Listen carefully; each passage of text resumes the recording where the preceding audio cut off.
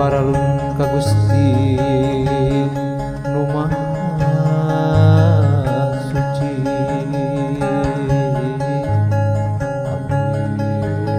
Abdi ampun ka nu Maha Agung ka Gusti nu Maha Suci.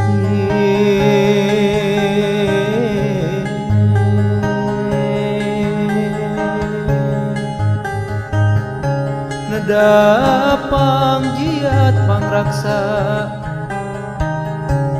raksa abdi seni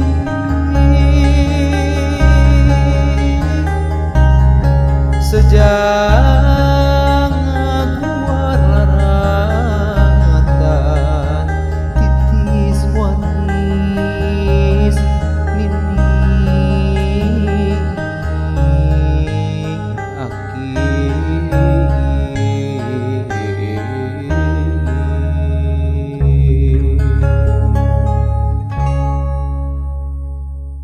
Assalamualaikum warahmatullahi wabarakatuh. Sampurasun. Para wisata semuanya, gimana kabarnya? Semoga Anda sehat selalu dan selalu menjaga protokol kesehatan untuk terhindar dari penularan COVID-19. Bersama saya Dani Braco dalam program Bincang Wisata, persembahan dari Disparpora Kabupaten Tasikmalaya akan menghadirkan narasumber-narasumber yang berkompeten di bidangnya masing-masing. Kita ajak berbincang mengenai pariwisata tentunya. Dan untuk episode hari ini kita menghadirkan salah satu aktivis ya, aktivis muda, aktivis pemuda yang notabene sangat aktif sekali di bidang kepemudaan. Dan kini telah hadir Kang Nandang Indrawan SH. Oke, halo Kang Nandang. Apa kabar? Alhamdulillah sehat. Sehat, selalu prima ya. Oh, insyaallah. Kalau anak muda itu harus selalu begitu ya. Iya, insyaallah. Oke. Namun sebelum kita lanjutkan bincang-bincang kita, saya akan mengingatkan Anda pada wisata, jangan lupa like, comment, share, and subscribe channel YouTube-nya Disparpora Kabupaten Tasikmalaya atau Disparpora Tasikmalaya. Oke. Nah, kita lanjutkan nih Kang nih ya. Siap. Ini masalah pemuda nih. Gimana nih kesan-kesan Anda masuk dunia kepemudaan nih? Organisasi kepemudaan tentunya ya. Ya, kalau saya pribadi sih ingin memberikan kebermanfaatan dan kebermanaan saja bagi sesama. Karena itu falsafah dalam agama kita sebetulnya. Betul. Jadi ketika kita hadir dalam aktivitas kepemudaan itu bagian dari kesadaran pribadi untuk memberikan kebermanfaatan dan kebermaknaan. Mungkin itu sih Kang motivasi saya terus berjibaku di ruang aktivitas Betul ya. kepemudaan. Ini masih muda kok peduli dengan kepemudaan nih. Saya heran nih, kayaknya kebanyakan anak muda sekarang kan biasanya acuh tak acuh atau dia memalingkan ke kegiatan lain gitu. Kok ini kok bisa gitu? Ya karena sebetulnya ini bagian dari tanggung jawab kita sebagai generasi bangsa. Karena masa depan bangsa ini tentu ada di pundak kita. Kalau Betul. kita anak-anak muda kehilangan sadar terhadap kepedulian terhadap masa depan bangsa, tentu pada prinsip dasarnya kita akan melihat masa depan bangsa ini menjadi tidak baik-baik saja atau dalam tanda petik hancur. Makanya kita harus menyiapkan semaksimal mungkin untuk menyambut masa depan. Betul. Jadi Indonesia ada ini. persiapan dari sekarang ya, jadi sejak dini ya. Oke. Menarik sekali ya. Ayo kita sekarang saya mau tanya nih, bisa Siap. diceritakan nggak aktivitas yang Anda lakukan di kepemudaan di masa pandemi ini? Secara kan suasana dibatasi, kegiatan dibatasi gitu. Sebetulnya aktivitas kita berubah cukup drastis. Yang awalnya langsung face to face dengan orang langsung, hari ini memang agak terbatas. Tapi jangan sampai kita kehilangan produktivitas di tengah pandemi ini. Makanya kegiatan yang saya khususnya lakukan, selain dari kajian-kajian yang dibangun secara hibrid, kita juga melakukan kegiatan-kegiatan sosial yang memang kita turun langsung ke lapangan. Kita juga kerjasama dengan Dinas Kepemudaan, khususnya Bu Pika dalam bidang kepemudaan. Kita langsung turun ke jalanan melihat masyarakat yang belum, katakanlah memahami, belum dapat perhatian secara langsung oleh pihak-pihak terkait gitu loh. Makanya kita langsung include, masuk memberikan jawaban-jawaban secara sederhana lah. Baik. Dari situ timbul ya rasa ingin membantu, kemudian gitu. menggiat ya dalam hal kepemudaan. Oke, baik. Nah, di sisi kehidupan atau di sisi kegiatan pandemi saat ini kan memang dibatasi banget. Iya. Itu kerasa pastinya ya. Benar, nah, benar. Mensiasatinya gimana sih nanti? Kan pemuda itu biasanya kalau online kan kadang suka tidak efektif, kadang jaringan lah. Benar. Sebetulnya kalau kondisi hari ini justru pemuda lebih, kalau mengatakan a priori sih enggak. Cuman kalau lebih sederhananya saya menyimpulkan udah cukup tidak terlalu takut dengan apa namanya, enggak jadi lagi sindrom pandemi ini. Makanya aktivitas hari ini lebih interaktif kembali karena memang agak jemu juga nih selama 2 tahun nih aktivitas kita tersekat gitu, terkooptase. Makanya kita hari ini mulai beraktivitas sebagaimana biasanya, tapi tetap dengan menjaga kesehatan gitu ya. Karena ihtiyat itu kan penting dalam kehidupan, kehati-hatian gitu. Wah, keren sekali ini ya Bara Wisata ya, kita berbincang dengan aktivis pemuda. Ternyata memang sudah terlihat ya.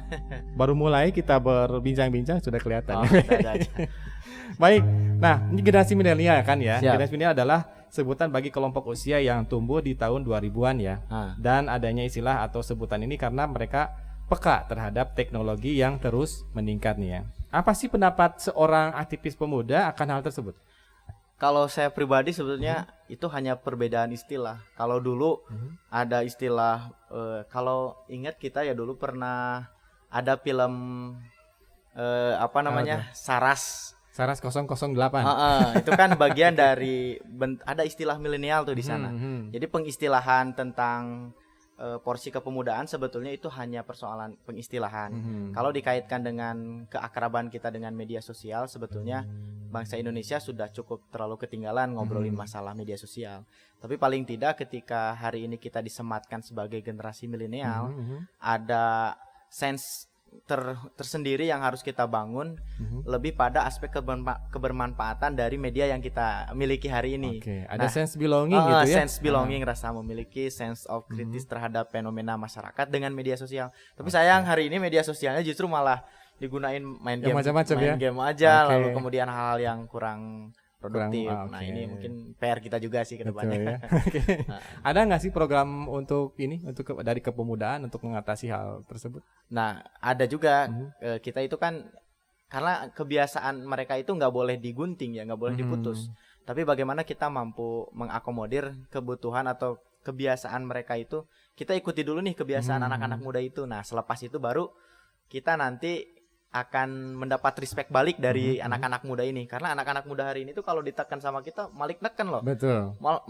Malah makin kenceng loh nekennya. Jadi timbul dilematis ya. Itu dia, makanya kita harus berusaha semaksimal mungkin menjadi contoh bagi mereka. Kalau mereka suka A, ya kita ikuti dulu kesukaannya itu sampai mereka itu nanti ada sisi respect ke kita. Betul. Nah, setelah itu momentum kita kasih untuk masukan. Memanfaatkan. Sedikit-sedikit. Kasih masukan. Gitu. Baik, ya seru sekali. Baik. Apakah Anda mengetahui nggak tentang pariwisata? Tentu. Tahu ya. Apa sih definisi pariwisata menurut seorang aktivis pemuda nih? Kalau sederhana saja ya saya menyebutkan. Pariwisata itu pariwisata itu. Oh iya, karena orang Sunda ya jadi pariwisata itu bagi saya secara pribadi sebuah tempat yang bisa menenangkan, meneduhkan, tapi juga memberikan aspek kemajuan. Betul. Nah, kalau pribadi saya sih memandangnya, karena kalau ngomongin masalah destinasi pasti orientasinya ingin tenang, ingin nyaman gitu loh. Jadi secara sederhana sih saya menyebutkannya gitu sih, Kang. Pernah sering melakukan pariwisata? Oh, saya hobi. Hobi ya. Kemana tuh kira-kira? Kalau saya itu ke pantai sukanya. Pantai ya. Padahal di Kabupaten Tasikmalaya banyak sekali. Ada. Saya sampai ke Tasik Selatan. Tapi ada juga yang disayangkan sih. Tapi apanya tuh? Mohon maaf ya, agak kurang ini gitu loh. Kurang enak atau gimana? Gak bisa renang kayaknya. Oke. Kecuali di sebelah pojok itu juga masih banyak karang-karang kayak gitu. Jadi Oke, masih takut. dangerous ya, bahaya ya. Baiklah, nanti kita bincang lagi. Siap. Apa sih? Bidang pariwisata merupakan sektor yang menyerap tenaga kerja nih ya, dan perkembangan investasi. Apa pendapat Anda sebagai aktivis pemuda? Saya sepakat sebetulnya. Sepakat. Jadi harusnya memang pemerintah daerah di kabupaten sebetulnya udah open mind menerima investasi dari luar untuk kemajuan sektor pariwisata di kabupaten dengan hadirnya pariwisata. Ya. Kemarin dengan adanya terobosan-terobosan baru, ada geofak dan lain sebagainya. Ini bagian dari keseriusan pemerintah daerah berbicara tentang sektor pariwisata sekalipun belum kelindan ya, pariwisata. Ya intinya itulah pokoknya. Soalnya udah lama. Udah lama ya. Tapi intinya itu sih. Nah, kalau selama orientasi pariwisata itu tidak berbenturan dengan kultur masyarakat, itu sah-sah saja investasi dibuka kerannya semaksimal mungkin, semasif mungkin. Hanya kalau pada akhirnya harus justru mereduksi budaya sekitar, juga itu harus dipertimbangkan secara serius gitu. Betul. Berarti pada intinya adalah Anda setuju ya bahwa pariwisata itu sektor yang yang sangat mampu menyerap tenaga kerja ya. Oke. Nah, perlukah keterlibatan generasi muda? Ini kita ngomong masalah generasi muda ya. Perlukah keterlibatan generasi muda dalam perkembangan kepariwisataan? Kira-kira seperti apa sih keterlibatannya? Saya wajib sih menurut saya. Wajib ya. Nah, sebetulnya di Tasikmalaya khususnya, di kampung saya sendiri mungkin semua yang kita lihat serasa sederhana bagi orang lain belum tentu. Nah, artinya semua potensi itu bisa dimanfaatkan menjadi objek wisata. Hanya karena kita terbatas dengan lingkungan setempat, jadi kita menganggap bahwa lingkungan kita itu cukup jadi begitu saja. Kalau kita main ke Batu, saya pernah di 1 bulan di Batu, lihat kok ini bisa begini. Kota Batu bisa, kenapa sih sampai kampung halamannya itu bisa dijadikan tempat ternyaman hidupnya? Betul. Kenapa kita nggak nyaman di kampung halaman?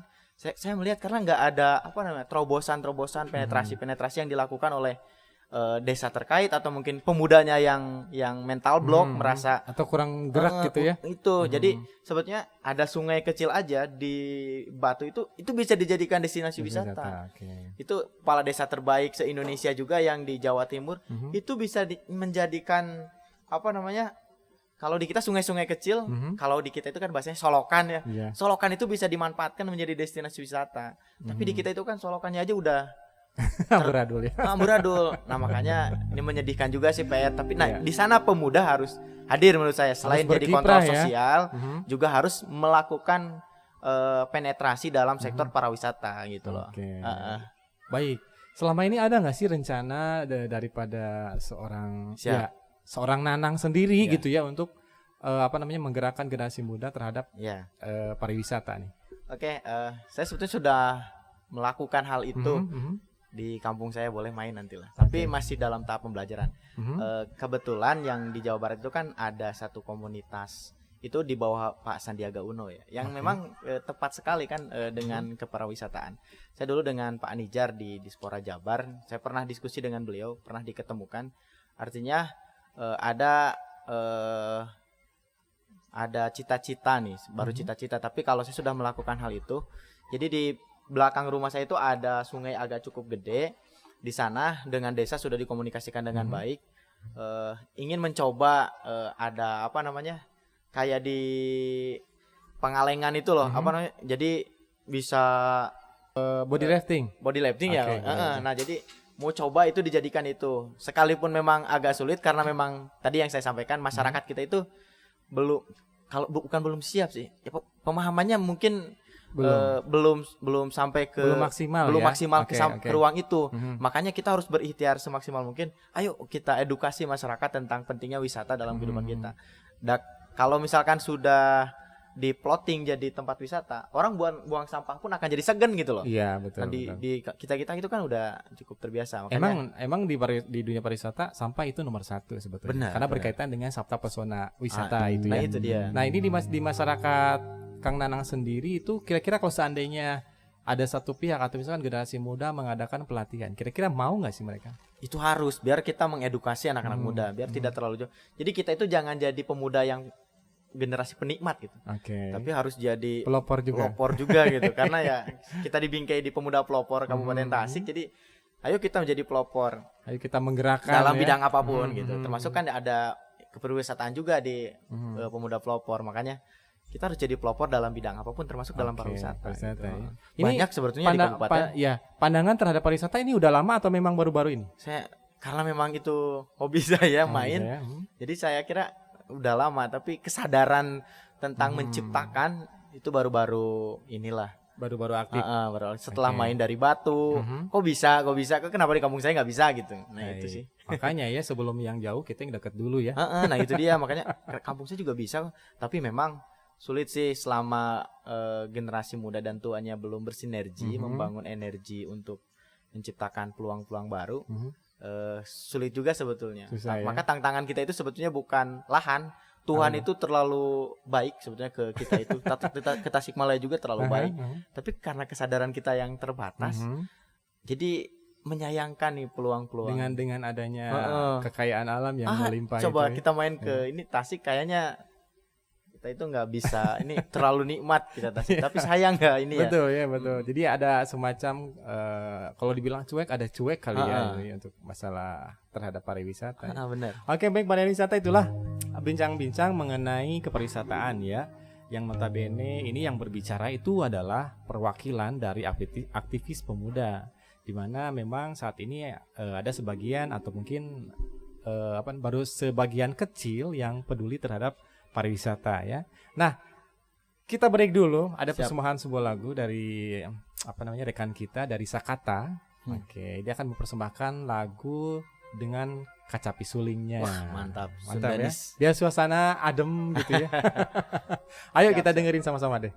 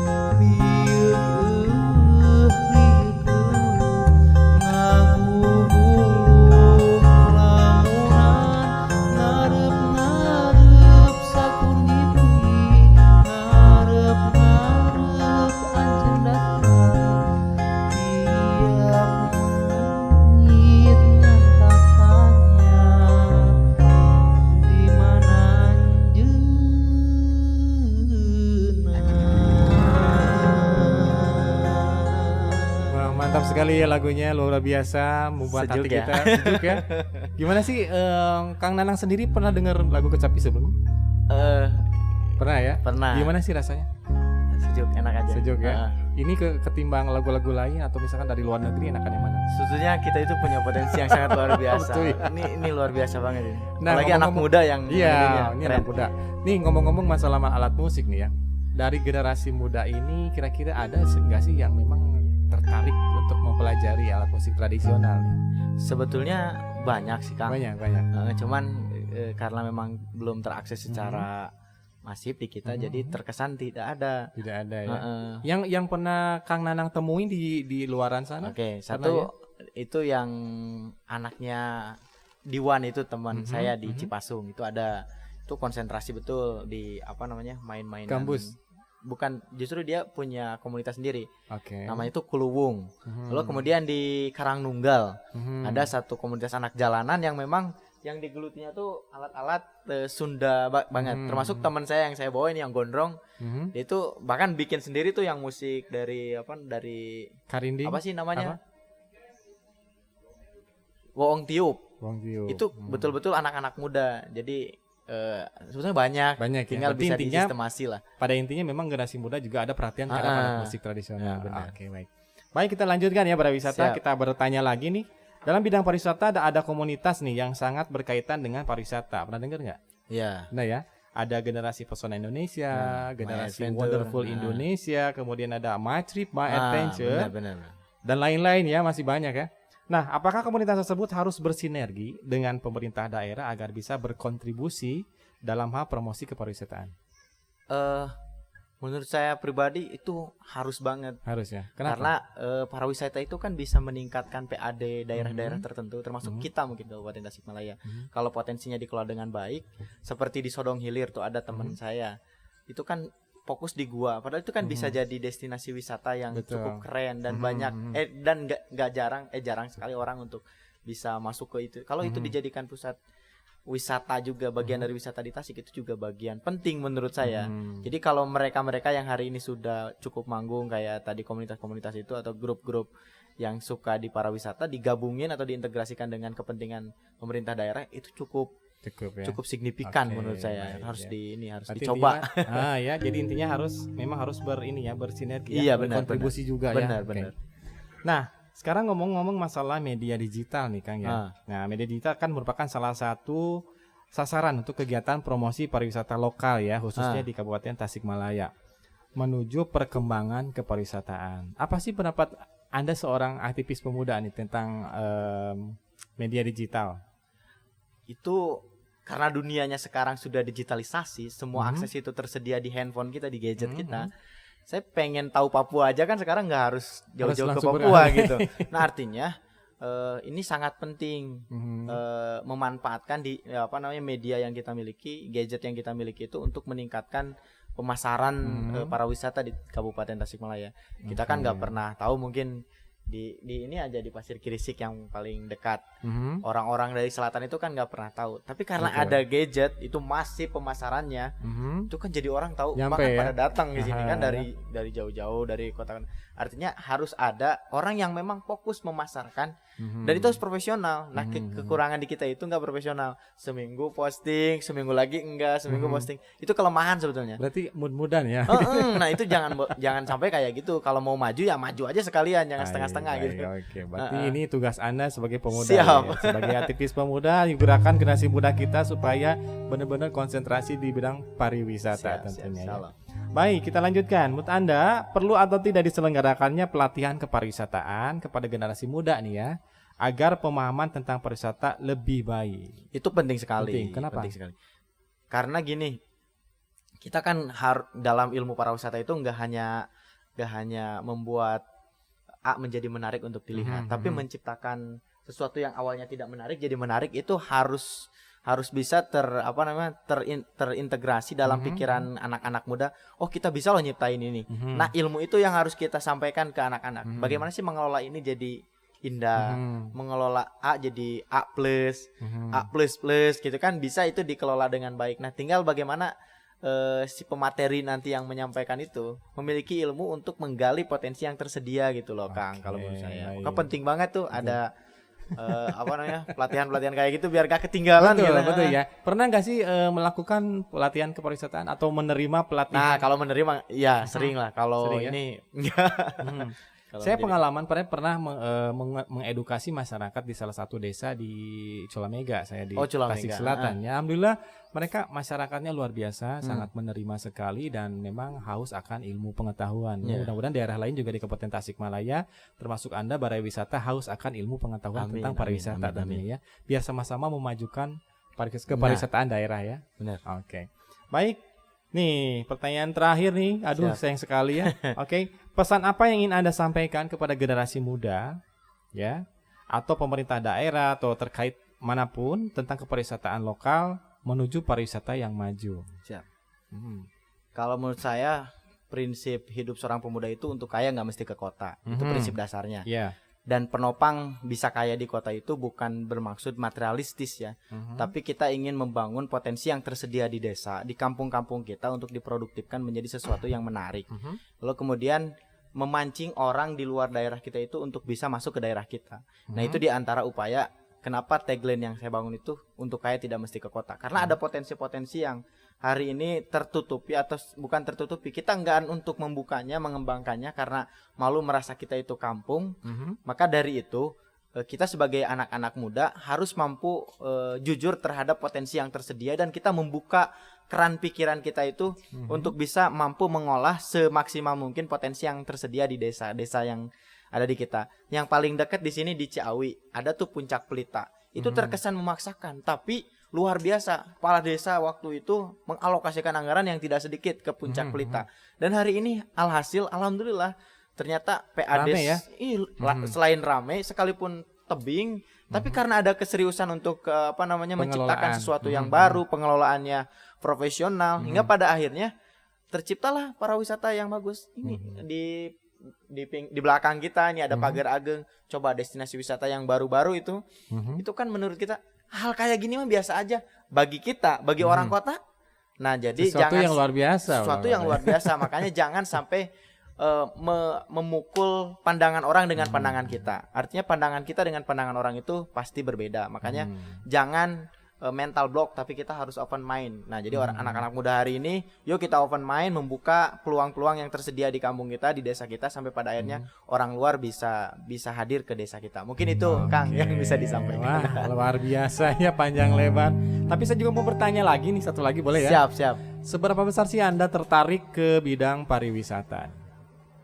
Tertarik dalam hal apanya dulu? Segalanya. Segalanya. Itu pengelolaannya, kemudian destinasi wisatanya sendiri. Kalau pengelolaan mungkin karena memang bidang saya nggak di situ ya kan. Tapi kecintaan saya terhadap pariwisata itu mengakibatkan saya untuk sama-sama belajar tentang pariwisata sampai pada akhirnya saya ingin terus belajar tentang pariwisata sampai ingin di desa saya itu juga ada destinasi wisata sebagaimana desa-desa yang lain gitu loh Kang. Wah, itu ada dari dalam hati ya, karena lihat kondisi wilayah lain ada, kenapa di kita nggak ada gitu ya? Atau mungkin ada masyarakat bersuadaya membuat salah satu spot foto atau itu dia. Tempat-tempat sekalipun itu terkesan sederhana kan, tapi kan itu luar biasa dampaknya. Oke, baiklah. Pariwisata semuanya demikian bincang-bincang mengenai pariwisataan. Kita sekarang saatnya saya punya games. Oh siap. Jangan susah-susah ya Kang ya. Ya ini nggak susah, tinggal pilih salah satu tapi dengan cepat ya. Oke. Tidak boleh ada jeda. Aduh, langsung jawab aja ya. Oke, siap. Siap. Oke. Berorganisasi atau berorasi? Berorganisasi. Karinding atau gitar? Gitar. Kombro atau nugget? Combro atau nugget? Oh, nugget. Oke. Kuda lumping atau dansa? Kuda lumping. Camping atau hiking? Camping. Baju adat atau baju koko? Koko. Apa sih? Baju adat atau baju koko? Baju adat lah. Gatrik atau Mobile Legend? Mobile Legend. Oke. Pantai atau gunung? Pantai. Oke. Capek nih gunung. Sesuai berarti ya. Terima kasih, alhamdulillah. Jadi seorang Anda itu, seorang Nanang itu adalah aktivis pemuda yang notabene masih ada jiwa kearifan lokal selalu dijaga ya. Insya Allah. Pastinya dong ya, secara. Iya itu. Baiklah, Balai Wisata, demikianlah episode kali ini tentang kepariwisataan bersama aktivis pemuda yang telah hadir dan bergabung bersama kita di sini. Terima kasih hatur nuhun. Hatur nuhun. Ya. Ia telah berbagi dengan kami di sini dari sisi pemuda seperti apa. Alhamdulillah sekarang sudah terlihat ternyata pemuda itu tidak hanya diam, ada yang bergerak tentunya ya. Banyak sebenarnya. Baik, mudah-mudahan. Baiklah, saya Dani Braco, terima kasih pamit dari hadapan Anda semuanya. Pokoknya hayu piknik Tasik, ulah panik pasti asik. Wassalamualaikum warahmatullahi wabarakatuh. Waalaikumsalam warahmatullahi wabarakatuh.